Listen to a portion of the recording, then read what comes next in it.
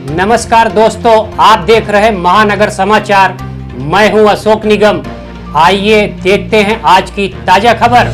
आप देख रहे हैं महानगर समाचार और मैं हूं अशोक निगम। पिछले दिनों एक बुजुर्ग जो आज हमारे बीच मौजूद हैं, ये बेघर निवारा में नवघर रोड पे लावारिस ढंग से पड़े हुए थे। राजा मयाल जो पत्रकार हैं, उन्होंने एक प्रयास किया और एक नगर सेवक मदन सिंह ने प्रयास किया। उनके प्रयासों से एक आदमी की ज़िंदगी बच गई।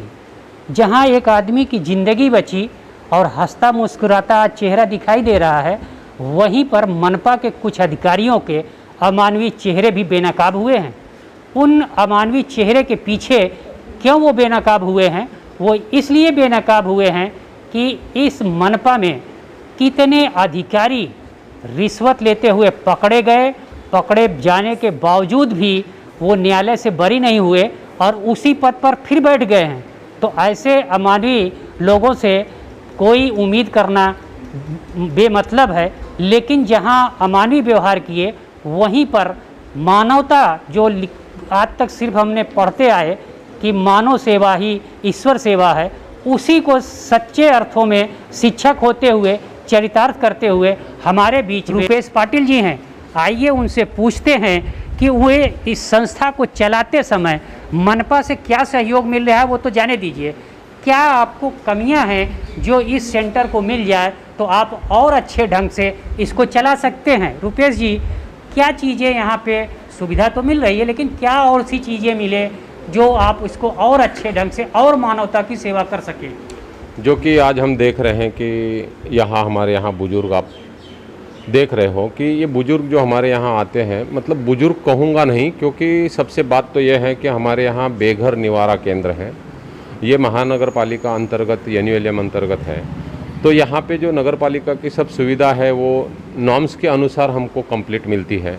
केयरटेकर है और आचार्य है, ये सब हमको मिलता है। लेकिन नॉर्म्स के अनुसार खाली 10% लोग और अबोव 60 इनका ही खर्चा, जो कि गवर्नमेंट ने, केंद्र सरकार का जो भी होगा वो ही नॉर्म्स के अनुसार होता है।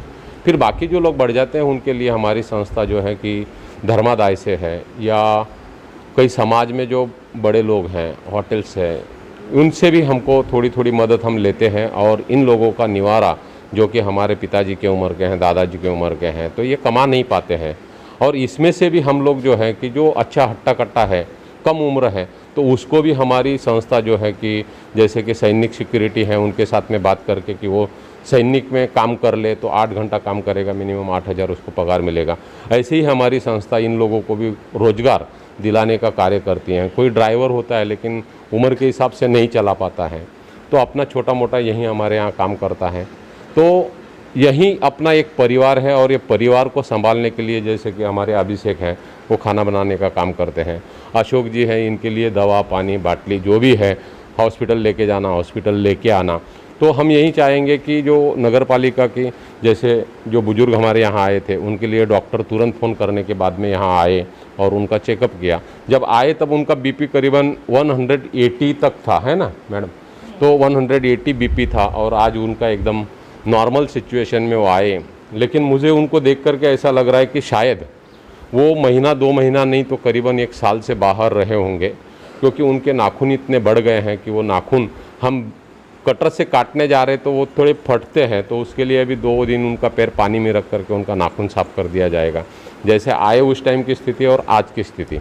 हम तो यही कहना चाहेंगे कि जो स्कीम के अनुसार है वो बराबर हैं, लेकिन खाली एक है कि जब मात्रा बढ़ जाती है तब हमको चलाना भारी पड़ता है।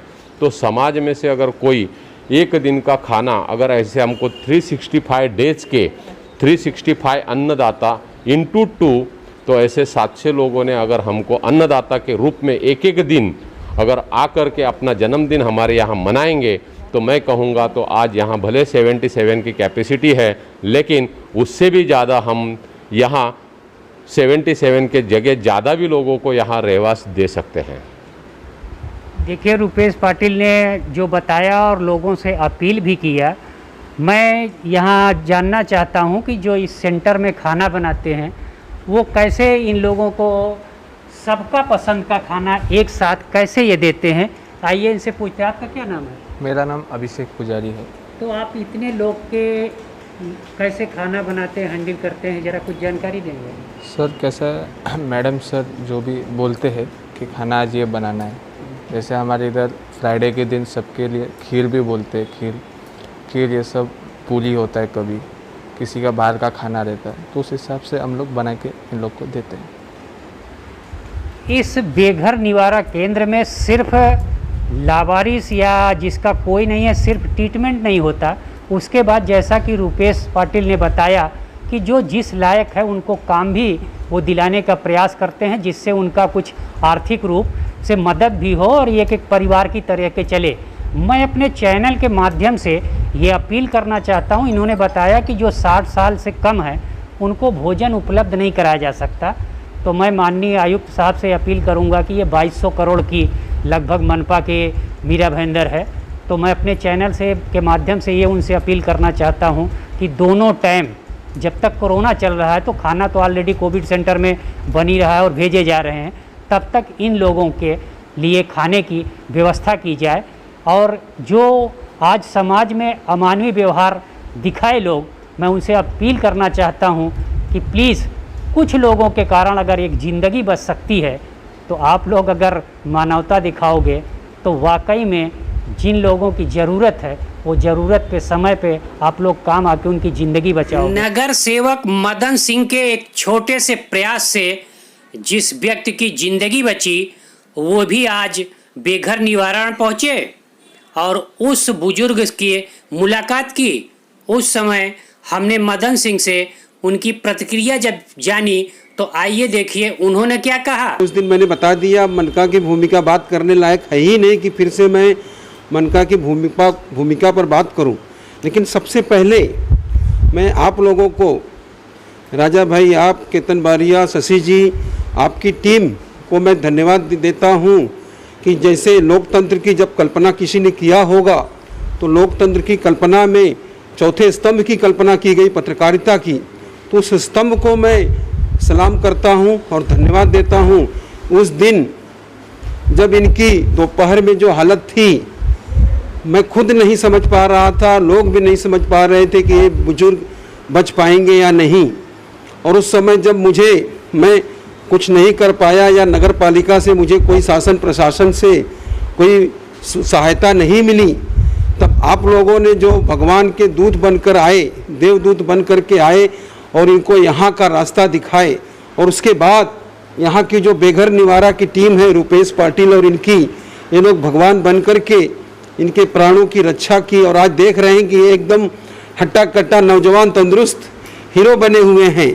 तो मुझे बहुत खुशी है अपने काम की, और उससे भी ज़्यादा खुशी है कि उस समय जो सबका सामूहिक प्रयास ऐसे लोगों की जीवन रक्षा करने में और आगे जीवन देने में काम आया, उसके लिए मैं आप लोगों को धन्यवाद देता हूँ। साहब, एक सवाल ये है कि जब आप 4 बार से लगातार 20 साल से जनप्रतिनिधि हैं, आपके फ़ोन पे मनपा अधिकारी नहीं उठाते, तो आम जनता की क्या भरोसा करेंगे?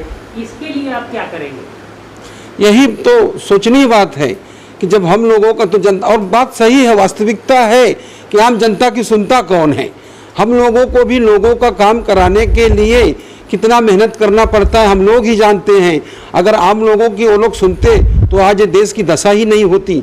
ये तो सचमुच है कि आम जनता की कोई नहीं सुनता है।